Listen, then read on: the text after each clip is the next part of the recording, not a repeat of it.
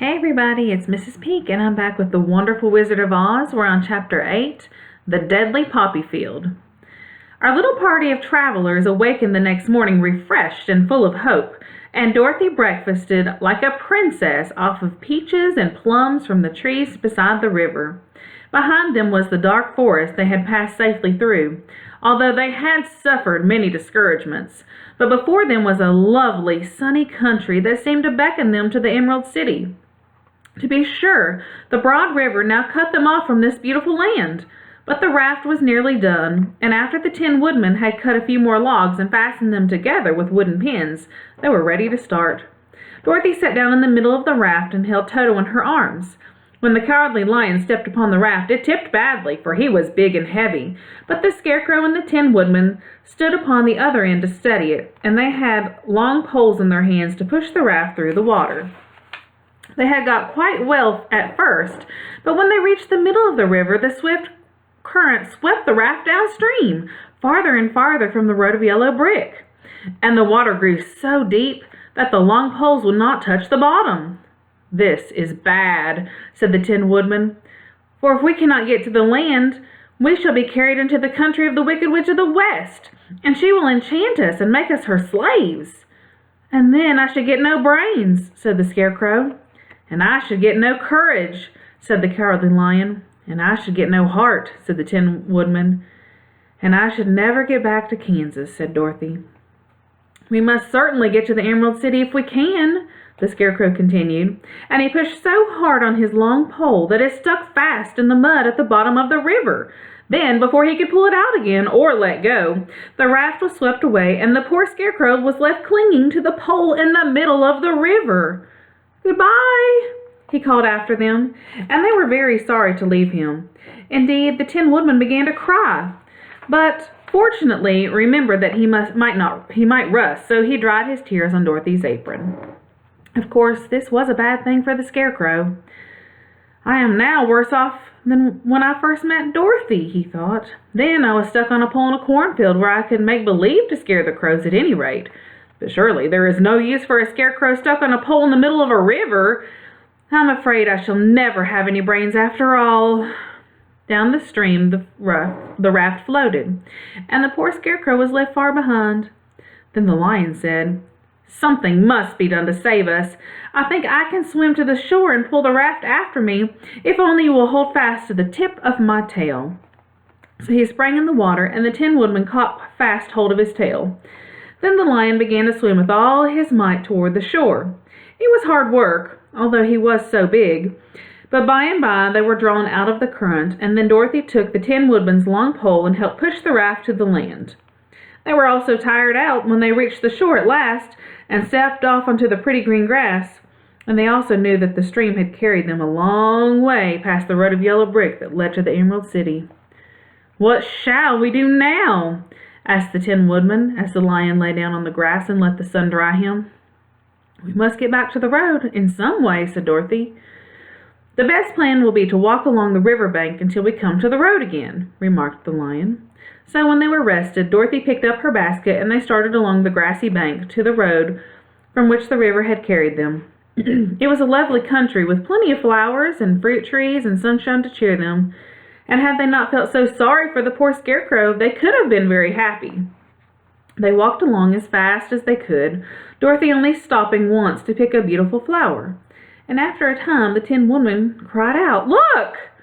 Then they all looked at the river and saw the Scarecrow perched upon his pole in the middle of the water, looking very lonely and sad. "What can we do to save him?" asked Dorothy.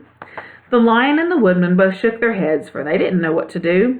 So they sat upon the bank and gazed wistfully at the Scarecrow until a stork flew by, who, upon seeing them, stopped to rest at the water's edge. "Who are you, and where are you going?" asked the stork. "I am Dorothy," answered the girl, "and these are my friends, the Tin Woodman and the Cowardly Lion.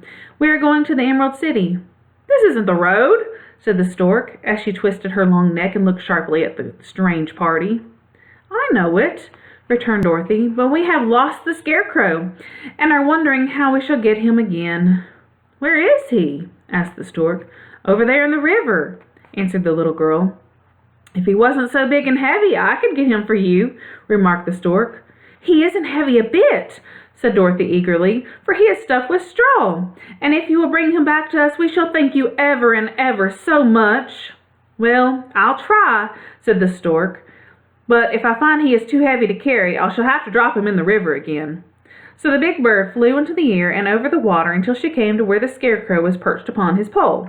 Then the stork, with her great claws, grabbed the Scarecrow by the arm and carried him up into the air and back to the bank, where Dorothy and the Lion and the Tin Woodman and Toto were all sitting.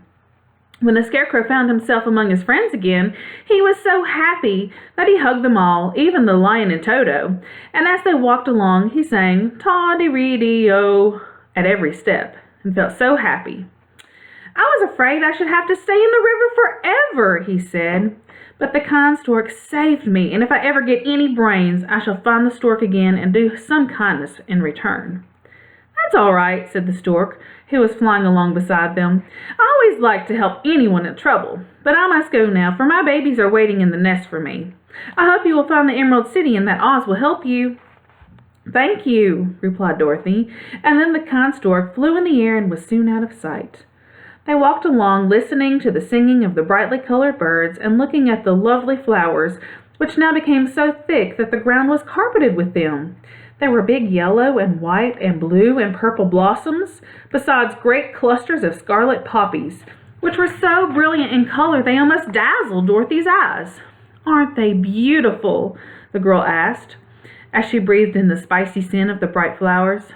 "I suppose so," answered the Scarecrow. "When I have brains, I shall probably like them better."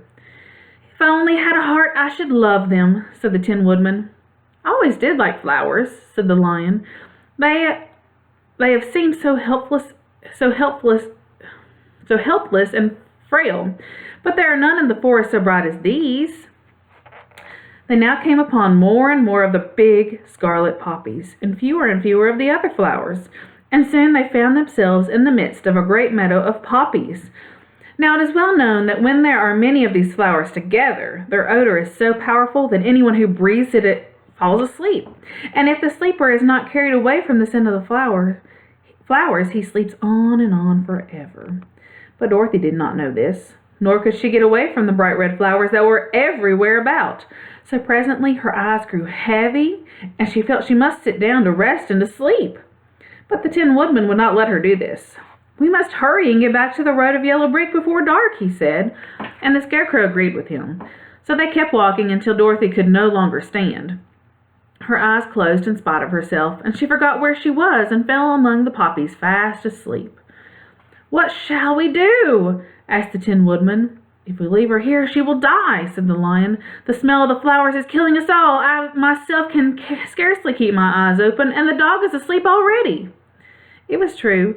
Toto had fallen down beside the little mistress, but the Scarecrow and the Tin Woodman, not being made out of flesh, were not troubled by the scent of the flowers. "Run fast," said the Scarecrow to the Lion, "and get out of this deadly flower bed as soon as you can. We will bring the little girl with us, but if you should fall asleep, you are too big to be carried." So the Lion aroused himself and bounded forward as fast as he could go. In a moment he was out of sight. "Let us make a chair of our hands and carry her," said the Scarecrow. So they picked up Toto and put the dog on Dorothy's lap, and then they made a chair with their hands for the seat and their arms for the arms, and carried the sleeping girl between them through the flowers. On and on they walked, and it seemed that the great carpet of deadly flowers that surrounded them would never end. They followed the bend of the river, and at last came upon their friend of the Lion, lying fast asleep among the poppies. The flowers had been too strong for the huge beast, and he had given up at last and fallen only a short distance from the end of the poppy bed, where the sweet grass spread in beautiful green fields before them. "We can do nothing for him," said the Tin Woodman sadly, "for he is much too heavy to lift. We must leave him here to sleep on forever, and perhaps he will dream that he had found courage at last."